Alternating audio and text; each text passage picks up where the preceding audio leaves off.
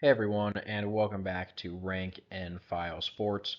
And today we're going to be hopping right back into our series where we are predicting every single Power 4 team's record by the start of the college football season. And today it's the UCLA Bruins. The Bruins are making their Big Ten debut this season, and they haven't been able to fill their own stadium in a very long time. But with the way that Big Ten teams' fans travel, there is a possibility that the Rose Bowl Stadium will be more full than it has been in years. Unfortunately for UCLA, this move to the Big Ten comes during the midst of their rebuild. They have a new head coach, and their roster is not nearly as talented as a lot of these Big Ten teams they're going to have to face. They have 5 top 25 opponents on the schedule, and the overall schedule difficulty is 7.5 out of 10, so pretty difficult overall.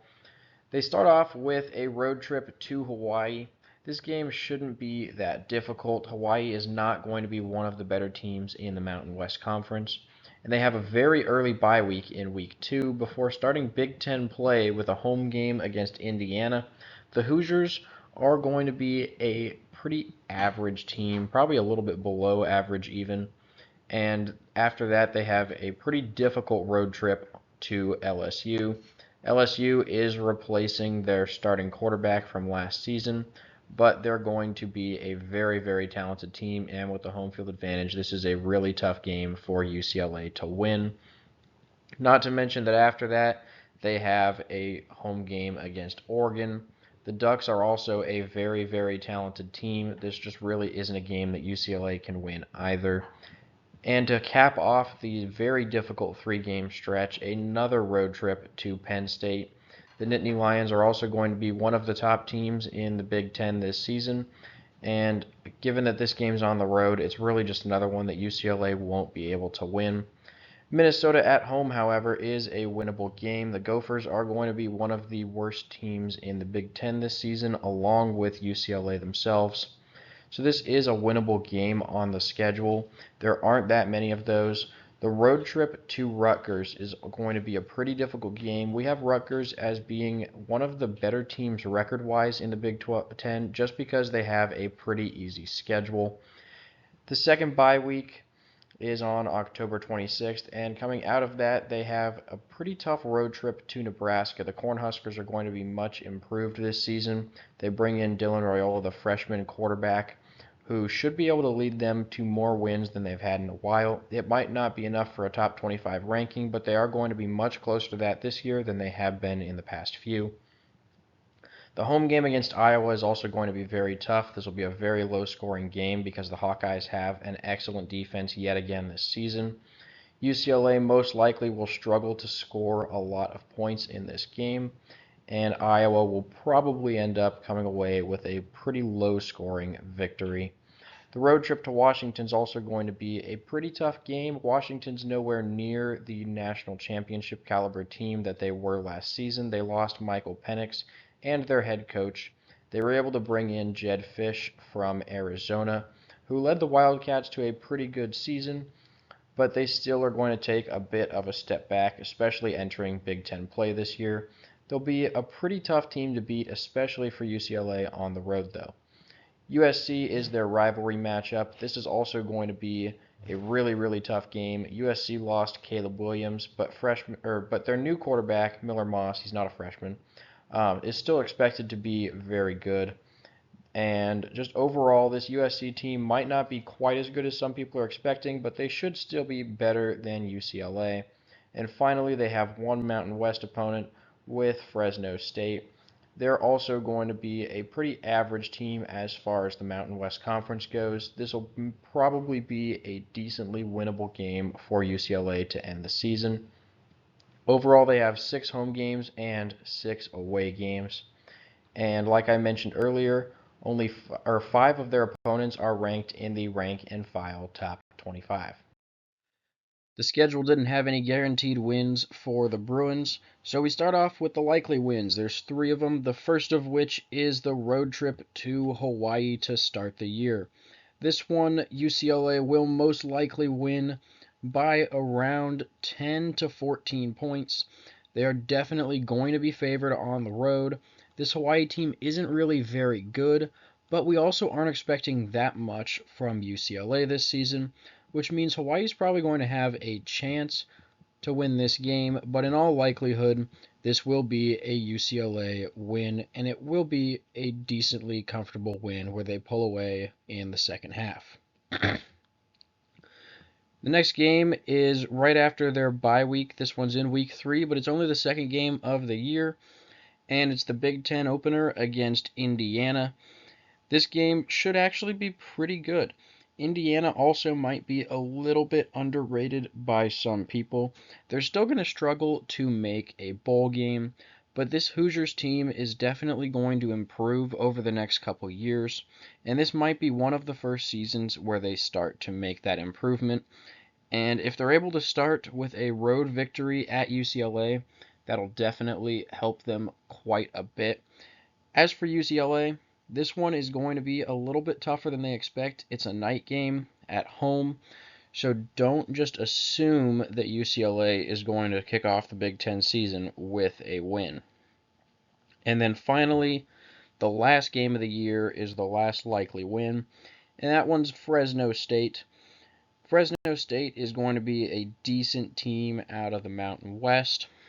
They aren't going to be one of the best ones, but they'll still have a chance to make this game with UCLA pretty close. All 4 of the toss-ups are Big Ten games coming in the middle of the season. The first 3 are actually all right in a row, with Minnesota as a home game and then Rutgers and Nebraska as road games. Starting with Minnesota, this one is going to be a toss-up mainly just because we expect UCLA to lose at least one home game that they really shouldn't lose. They're probably pretty comparable with Minnesota as far as talent goes. We don't necessarily have them losing to Minnesota in this game, but it's definitely something to watch out for, especially going into back-to-back road games, although there is a bye week in between Rutgers and Nebraska. Both of these are going to be pretty far road trips. Rutgers by far the farthest one UCLA will have to take this season. Rutgers is also a program that has been improving slightly each year. They might even be able to push for 7 to 8 wins this season based on how easy their Big Ten schedule is. This is one of those games that Rutgers will probably be favored in, and it's going to be tough for UCLA to pull out a road win. Following the bye week is the road trip to Nebraska, and the Huskers are also supposed to be making some pretty big improvements this year in year 2 under Matt Rhule. They bring in Dylan Raiola, the freshman quarterback, who's supposed to make a lot of splashes for Nebraska on the offensive side of the ball. And if he lives up to the hype, this is also going to be a really, really tough game for the Bruins to win. And finally, their rivalry matchup at home against USC. The Trojans will probably be around a touchdown favorite here, but don't count UCLA out at home. They definitely are capable of pulling off an upset over a potentially overrated USC team this year. 4 more games fall into the likely loss category, the first of which being a road trip to LSU. This is a very talented LSU team. They're going to have a lot of offensive firepower, and we just don't expect UCLA to be able to keep up on the road. The same really goes for Penn State. Although they might not be quite as good as LSU this season, the Nittany Lions are still a very talented team, and in all likelihood, they are simply going to outscore UCLA as the home team. Next is Iowa, the complete opposite of both LSU and Penn State. They are going to have to win this game defensively. This one is at home for UCLA, so there's some upset potential, but this Hawkeyes team has a very, very good defense, and they could very well hold UCLA to less than 10 points, which would make it, even against Iowa, pretty tough to win. And finally, the road trip to Washington, some Pac-12 after dark in the Big Ten this year. This game's at 9 p.m. It's on a Friday, and it's going to be a pretty close game, I think, until the fourth quarter, where Washington is able to pull away. Washington just is a slightly more talented team this year, and they have the home field advantage. This one we do believe is going to go in their favor. The guaranteed loss is coming in week 4 with the Oregon Ducks. Even though this game is at home for UCLA, Oregon is a much, much, much better team. They have an explosive offense, and there's just simply no way that UCLA is going to be able to contain that offense and keep up with them on the scoreboard. So the Ducks should run away with this game pretty easily. Taking a look at the schedule recap, we do have UCLA starting off the season with a win at Hawaii, and following the very early bye week, one more win against Indiana to start Big Ten play before dropping 3 straight in that very difficult 3-game stretch. However, we have them bouncing back with a win over Minnesota, moving them to 3-3 going into the matchup with Greg Schiano and the Rutgers Scarlet Knights. Now, this game is at Rutgers, and it was barely a toss-up, but we are going to go with Rutgers as the home team. Following the bye week, we have 4 straight losses for UCLA. Nebraska, Iowa, Washington, and USC are just simply better teams. It's possible that the Bruins are able to win one of these games, but in all likelihood, they will lose all 4. But they do close out the season with a win against Fresno State at home, moving the record to 4-8.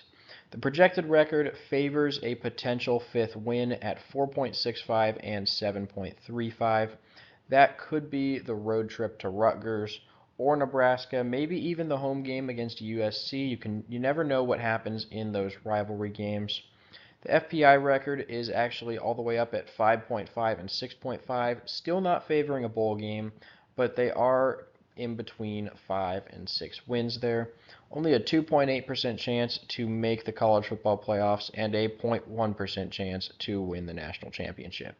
So anyways, thank you guys so much for watching. Please make sure to like and subscribe, and we will see you in our next video.